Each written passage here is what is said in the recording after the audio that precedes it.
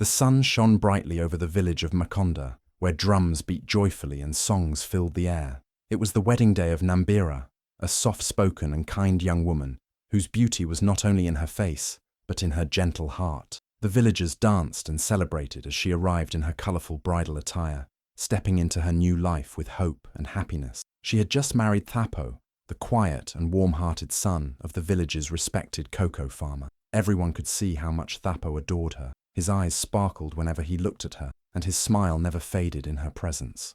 It was a union blessed by the elders, and many believed it would be a peaceful and joyful marriage. But not everyone shared in the happiness. Watching from the shadows was Thapo's older sister, Zukina. Proud, sharp-tongued, and used to controlling everything in the household, Zukina did not hide the fire of jealousy burning in her chest. For years, she had ruled the family compound like a queen. Her word was final, and no one dared question her authority. But now, with Nambira stepping into the home, Zukina felt her power slipping.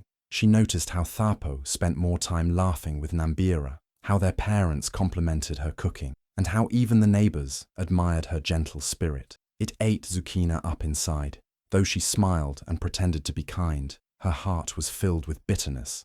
She welcomed Nambira with fake warmth, serving her food and offering help, but behind closed doors, her thoughts were filled with poison. Who does she think she is? Zukina would mumble to herself. She came from nothing, and now she wants to be queen of this house. Her pride would not let her accept that another woman could win the hearts that once listened to only her.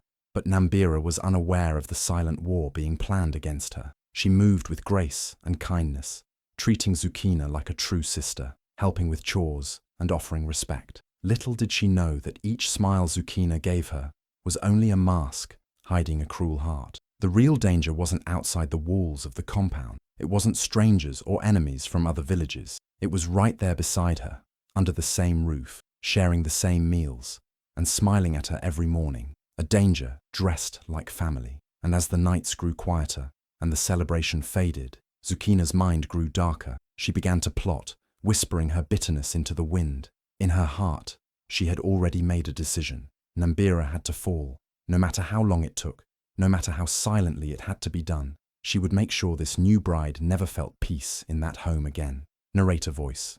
Little did Nambira know, the greatest threat was not outside, but right inside the house, wearing a sister's face. At first, everything seemed calm in the household. Zukina walked around with a smile on her face, acting like the perfect sister-in-law. She served Nambira tea in the mornings, offered to help with her chores, and even told visitors how lucky they were to have such a good-hearted woman in the family. But behind those sweet smiles was a heart full of bitterness and hatred. Zukina had made up her mind. She would not let Nambira shine in that house. And so, she began her plan quietly, in the most unexpected way, through food. Every day, Zukina insisted on cooking for Nambira. She claimed it was a way to bond, a way to show love. But in the privacy of the kitchen, her hands mixed danger into every meal. She crushed the dried leaves of the mbofu plant, a poisonous herb known only to a few in the village.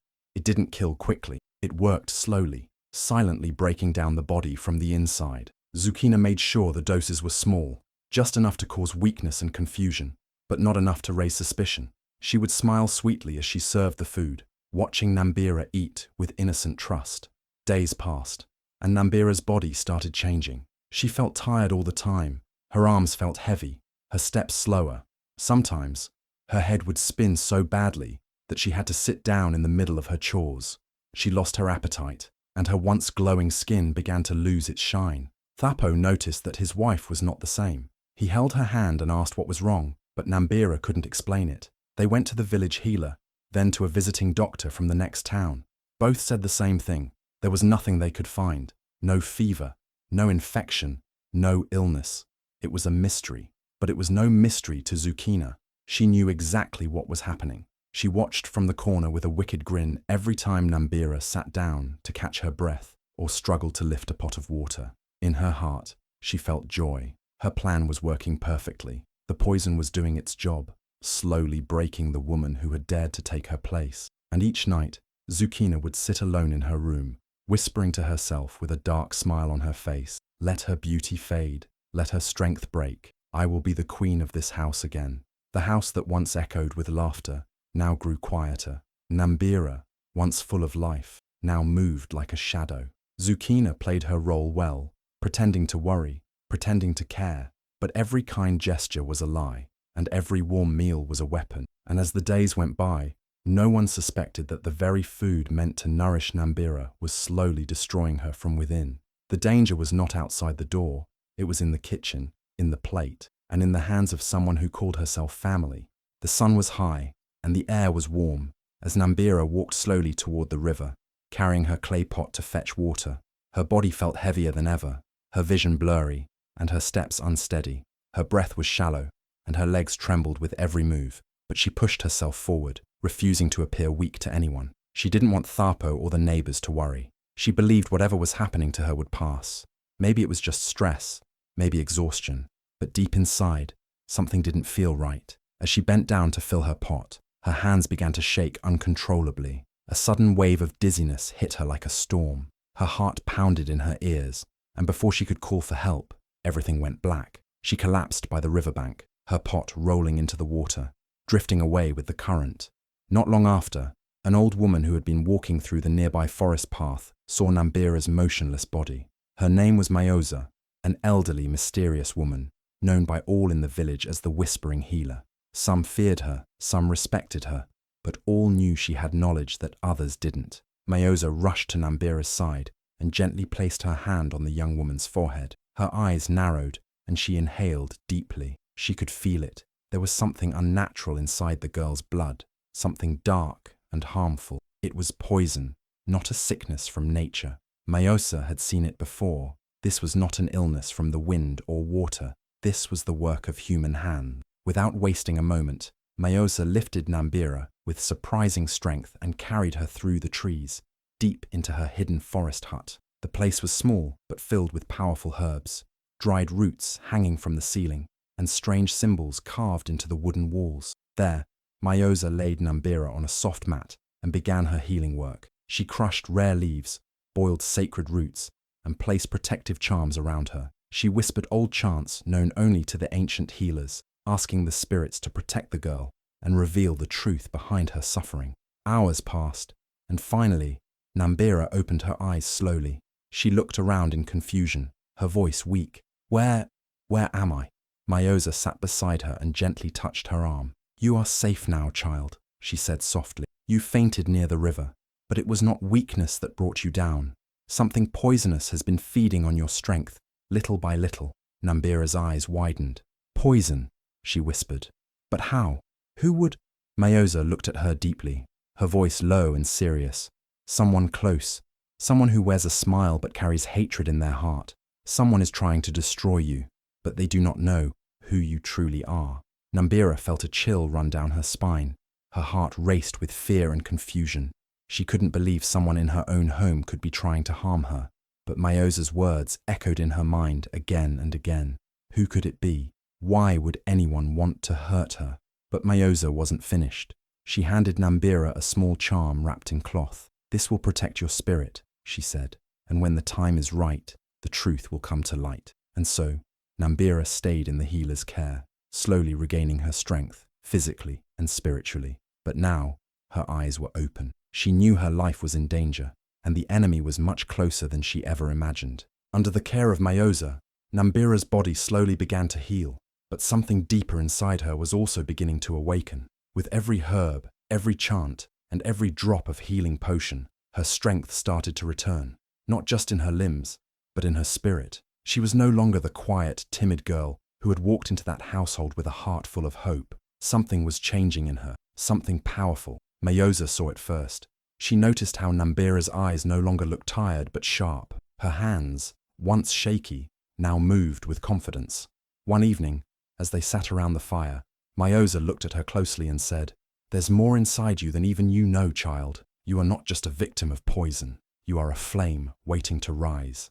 From that day forward, Mayoza didn't just heal Nambira. She trained her. She began teaching her the secret knowledge of the Zoromi women warriors, a forgotten lineage of fearless protectors who once defended their villages with strength and wisdom. Their ways had been buried in time, but Mayoza was one of the few keepers of their secrets. And now, She saw that Nambira was born to carry that legacy forward. Nambira learned how to use herbs not just for healing, but for protection. She studied the power of words, the strength of silence, and how to sense danger even in peaceful surroundings. She practiced spiritual grounding, learned ancient chants, and trained her body through quiet but powerful warrior routines.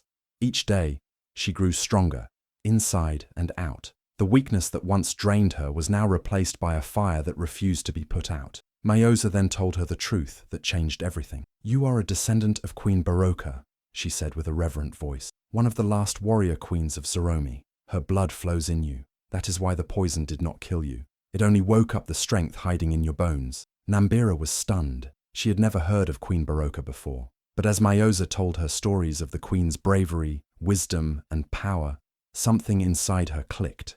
Like a missing piece of her soul had finally returned. The more she trained, the more she understood. This was not just survival, it was her awakening. Back in the village, Zukina still believed her plan was working. She smiled in satisfaction, thinking Nambira was somewhere lying weak and broken.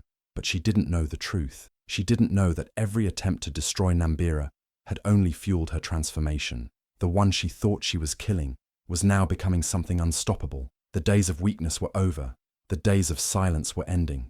Nambira was no longer just a bride in her husband's home. She was a lioness rising, a warrior in bloom, and the very poison meant to break her had become the fire that forged her strength. As the winds rustled through the forest and the moonlight danced on the leaves, Nambira stood outside Mayoza's hut, looking out toward the village. Her eyes were calm, but fierce. Her heart no longer feared what waited for her back home, because now she knew who she was, and soon everyone else would know too. After weeks of healing and training under Mayoza's care, Nambira finally returned home, but she didn't return the same woman who had once fainted by the riverbank. This time, her steps were steady, her heart firm, and her eyes sharper than ever before. But she wore a mask, pretending to still be weak, still dizzy, still fragile. She knew Zukina would be watching, waiting to continue her evil game.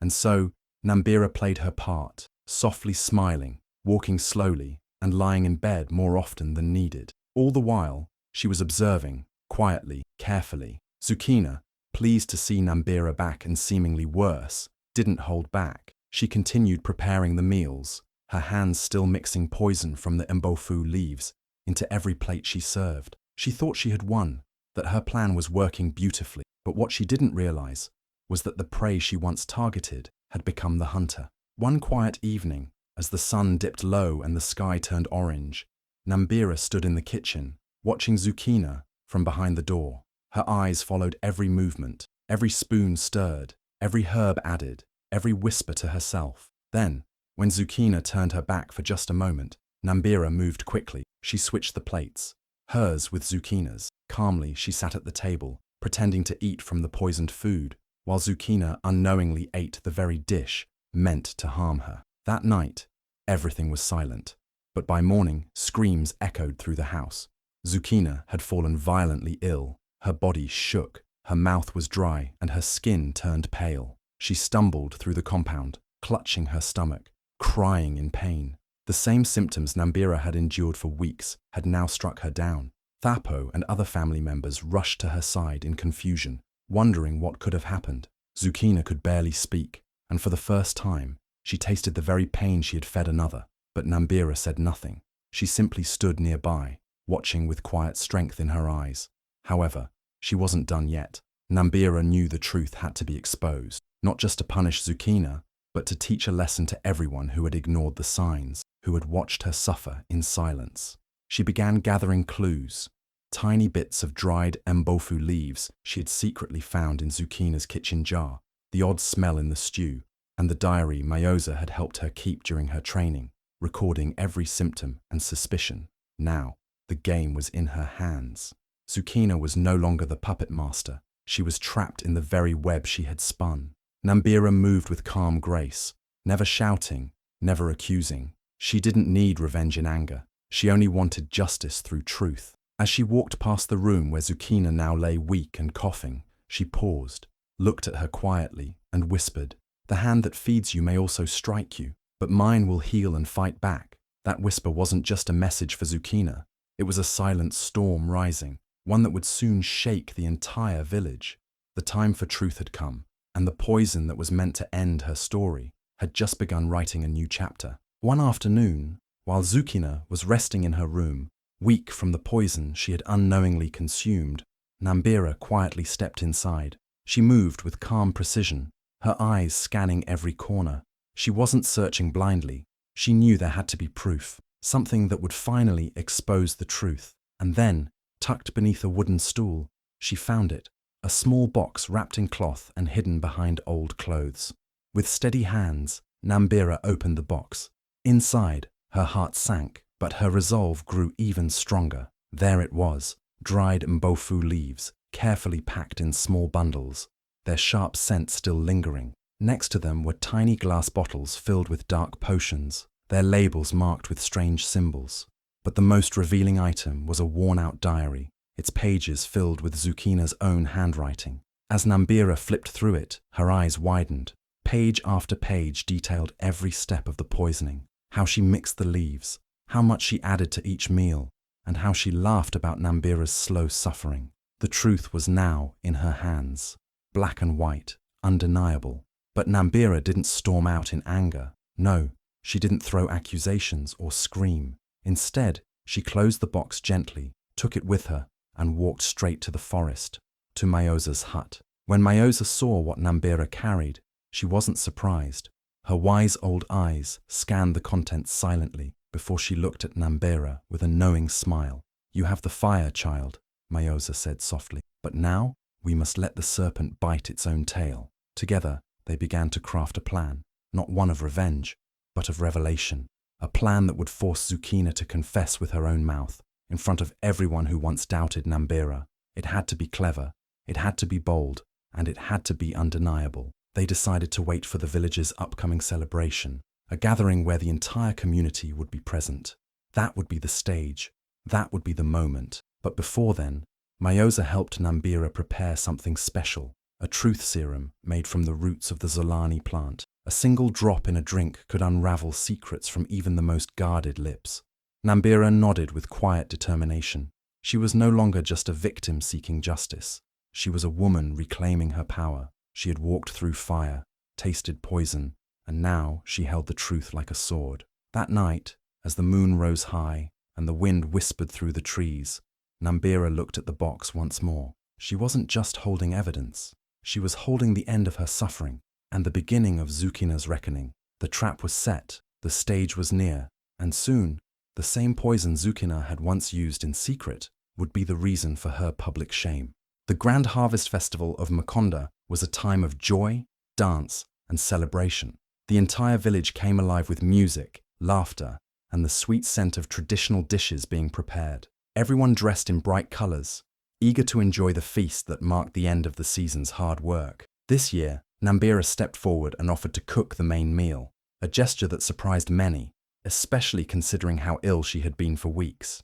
But she smiled humbly and said it was her way of honoring the village and showing gratitude for her healing. As Nambira moved through the cooking area, preparing the meal with graceful hands and calm focus, Zucchina stood at a distance, watching with fear in her eyes. She was no longer the proud woman who once ruled the household. Her face was pale, her body still weak from the effects of her own poison, and her heart pounded with panic. The thought that Nambira might be seeking revenge now haunted her deeply. When the food was ready and served to the villagers, everyone gathered under the great baobab tree to eat and celebrate. Plates were passed around, and laughter filled the air. But as a plate was handed to Zucchina, she froze. Her eyes darted toward Nambira, who simply nodded with a gentle smile. Zucchina's hands trembled. She pushed the plate away and stood abruptly, her voice sharp and panicked. "I won't eat this! She's trying to poison me!" she cried, pointing at Nambira. The music stopped. The villagers turned to look, confused and shocked. Whispers rippled through the crowd. Why would Zucchina accuse her sister-in-law so suddenly and so loudly? Elder Tambo, one of the most respected voices in Makonda, stepped forward. His face was serious, his eyes piercing. "Why such fear, Zucchina?" he asked. "If your heart is clean, your tongue should not tremble." Zucchina stuttered, struggling to find words. But before she could respond, Mayosa stepped forward from the crowd, holding the wooden box Nambira had found. The moment everyone saw it, silence fell. With steady hands, Mayoza opened the box and held up the diary. Her voice echoed calmly through the air. "This is Zukina's diary," she said. "It contains details of every poisoned meal she served Nambira, dried mbofu leaves, potions, every plan written by her own hand." Gasps exploded from the crowd. Thapo, standing beside the elders, looked stunned. His face turned pale as Mayoza handed the diary to Elder Tambo. Tambo opened it, flipped through the pages, and turned to Zukina. His voice was heavy. "Zukina, is this your handwriting?" Zukina's mouth opened, but no words came. Her legs felt weak. The shame, the fear, the weight of her own guilt began to crush her. She looked around, but there was nowhere to run. The whispers grew louder, the judgment in people's eyes stronger. Thapo looked at her, heartbroken, unable to believe the woman he had once trusted could sink so low. In that moment, everything crumbled around Zukina. The poison she had once used to destroy another had now poisoned her own name, her own place in the village. And Nambira, she simply stood still, calm, graceful, and unshaken. Her silence spoke louder than 1,000 words. She didn't need revenge. The truth had done what no poison ever could. Zukina stood before the village elders, shaking with fear and shame. Her eyes darted from face to face, searching for sympathy, but there was none. The villagers had seen the proof, the diary filled with her own handwriting, the mbofu leaves, the potions, and Mayoza's testimony. Still, she tried to defend herself. "It's all lies. They're framing me," she cried, her voice cracking. But her words fell flat. No one believed her anymore. The same people who once admired her now looked at her with disappointment and disgust. Elder Tambo raised his hand, and the murmurs stopped. His voice was calm but firm. "Zukina, the truth cannot be buried under lies. You use poison not just to harm, but to destroy a life that came into your home with love and respect. You must face the consequences of your actions." The elders, after a brief council discussion, made their decision. Zukina would be stripped of her household authority and honor. No longer would she sit proudly among the respected women of Makonda. Instead, she was ordered to serve at the village's healing center, under the watchful eyes of Mayoza. There, she would clean, learn herbal medicine, care for the sick, and assist in healing those in need. It was not a punishment of pain, but one of humility. She was to learn compassion and service, the very things she had lacked. As the judgment was passed, Zukina collapsed to her knees, tears streaming down her face. The proud woman who once controlled the household now faced the heavy burden of her own cruelty. The same hands that prepared poison would now be used to wash wounds and carry herbs. Thapo stood quietly, his heart heavy with guilt. He turned to Nambira, eyes filled with sorrow. "I failed you," he said softly. "I should have protected you. I should have seen the truth. Can you ever forgive me?" Nambira looked at him for a long moment. She could see the pain in his eyes. She knew he had been blinded by love for his sister, but she also knew he wasn't part of the evil done to her. With grace, she nodded slowly. "I forgive you, Thapo," she said gently, "but I will never live in silence or fear again." Her voice was steady, her spirit glowing with newfound strength. The villagers watched her, awed by the transformation in her. She no longer looked like the quiet bride who had arrived months ago. She stood tall like a warrior, calm and proud, with a fire in her eyes that spoke of power and resilience. She turned to the people, her words echoing with confidence. "I came to this house as a bride, but I rise today as a warrior." The crowd erupted in applause. Even the elders nodded in approval.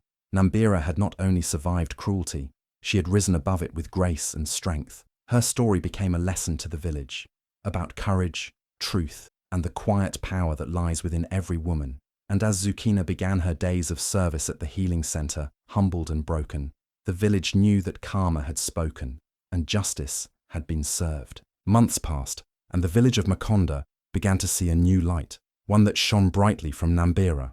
Her strength, grace, and quiet power had touched every heart. Women from nearby villages spoke her name with admiration, and elders began to consult her in matters of peace and progress. It wasn't long before something happened that had never been seen before in Makonda. Nambira was chosen to lead the Makonda Women's Council, a position that had always been held by the eldest women of the village.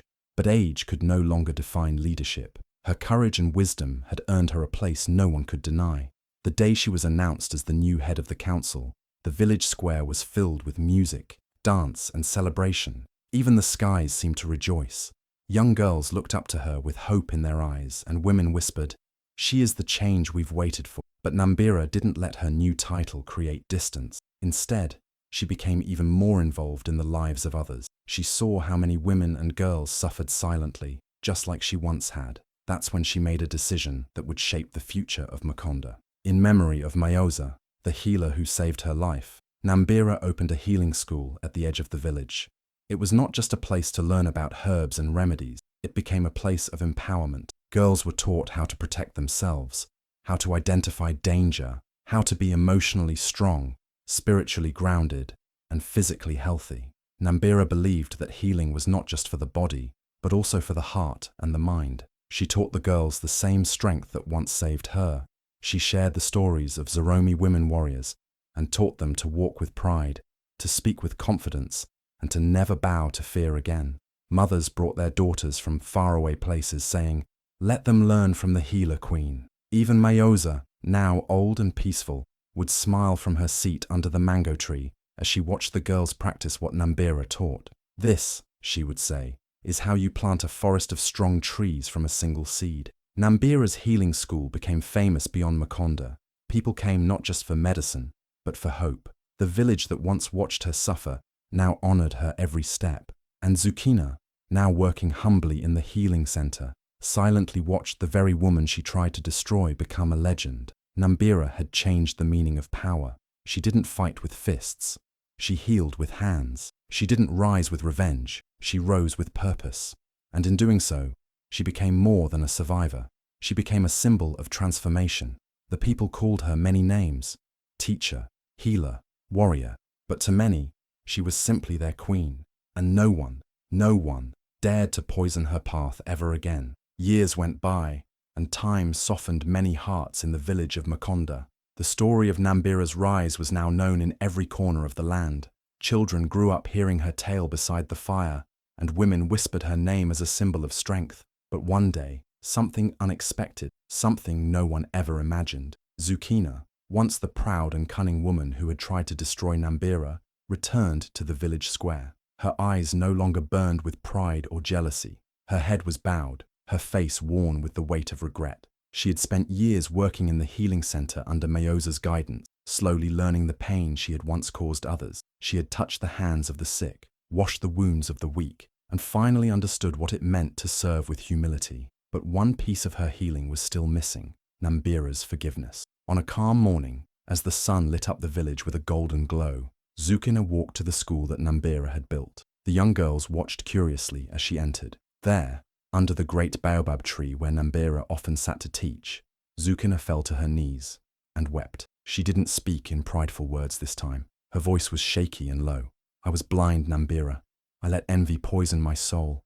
I tried to destroy you, but it was you who gave life to this village. Please, forgive me." For a long moment, silence hung in the air. The people watched. Some expected Nambira to walk away, to turn her back, but she did something else, something only a true queen could do. She stepped forward, knelt beside Zukina, and embraced her, not with anger, not with revenge, but with healing. Her voice was calm and warm as she whispered, "Poison cannot kill where forgiveness has healed." Tears fell from Zukina's eyes, but this time they were tears of release, not guilt. The crowd around them remained silent, moved by what they had witnessed. And then, slowly, the village began to sing. It was a song of peace, of unity, of healing, a song that would echo through generations. From that day on, Zukina walked not as a villain, but as a changed woman. She worked alongside Nambira, teaching others what jealousy can destroy and what forgiveness can rebuild. And Nambira? She became more than just a healer or a leader. She became a living legend. Her name was carved into the hearts of all who heard her story. Children told her tale beside warm fires. Mothers named their daughters after her, and villages far and wide sought her wisdom. She had entered the house as a bride, was broken as a victim, rose as a warrior, and ruled as a queen. But in the end, it was her heart, full of mercy, that made her unforgettable. This was not just the story of survival, it was the story of transformation, redemption, and the healing power of forgiveness. If this story touched your heart, If it reminded you that no matter how deep the wounds, healing is always possible, then don't let it end here. Let Nambira's journey be a light for someone else.